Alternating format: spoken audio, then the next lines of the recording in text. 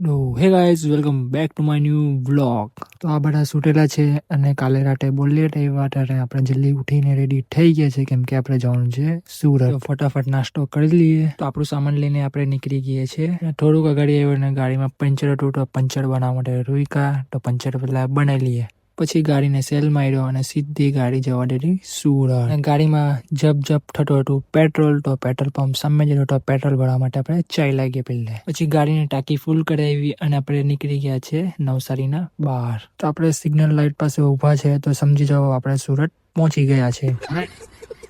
તો આપણે ઘરે નથી જતા અને સીધા ચાલ્યા જોબ પણ કેમ કે બહુ લેટ થઈ ગયું છે. તો આપણું સ્ટાર્ટિંગ પિકઅપ એટી પિકઅપ કરી લીધું છે. તો આપણે બીજી પિકઅપ પોઈન્ટ પર આવી ગયા છે. તો બહાર કઈ વધારે જ ગરમી હતી તો ઓઇલી સ્કિન થઈ ગઈ હતી તો આપણે મોઢું ધોઈ કાઢ્યું. તો પછી આ માર્કેટમાં આપણે કામ પતાવીને સીધા નીકળી જશું ઘરે. પછી ઘરે પહોંચીને અમે થોડોક ટાઈમ સુઈ ગયો. પછી ઓફિસનો ટાઈમ પણ થઈ ગયો અને હું નીકળી ગયો ઓફિસ પણ પહોંચીને ફટાફટ મેં મારું કામ પતાવી દીધું. પછી આ બધા ચેક આપવાના હતા IDFC બેંકમાં. તો મેં અંદર જઈને ફટાફટ ચેક આપી દીધા. તો આપણે ઘર સાઈડ નીકળ્યા અને મને રસ્તામાં દેખાઈ યલો કલરની એક મસ્ત ઓડી. તો પછી મેં અમારો જમવાનો ઓર્ડર આપ્યો હતો તો મેં લેવા આવી ગયો ઓર્ડર અને આપણો ઓર્ડર થઈ ગયો છે રેડી ને આપણે લઈને ચાલ્યા. ઘરે પહોંચીને હું જમવાનું ડીશમાં કાઢી લીધું અને મસ્ત ખાટા છોલે ભટુરે જમીને પછી મને આવવા લાગી ઊંઘ. તો મેં ગોઠરું પકડું મસ્ત સુઈ ગયો. પછી ફ્રીજમાંથી કોફી કાઢી પીધી ને સીધો ચાલ્યો ગયો બહાર. તો કઈ કામથી આપણે આવ્યા હતા મારા માસીના ઘરે સુમન ભાર્ગવ. પછી લિફ્ટ નો વેઇટ કરતા હતા. લિફ્ટ દબાવી ને લિફ્ટ આવી. પછી અંદર ગયા અને પછી બહાર નીકળ્યા. પછી કામ પટાઈને સીધા ચાલ્યા ગયા ઘરે ને પછી સુઈ ગયા.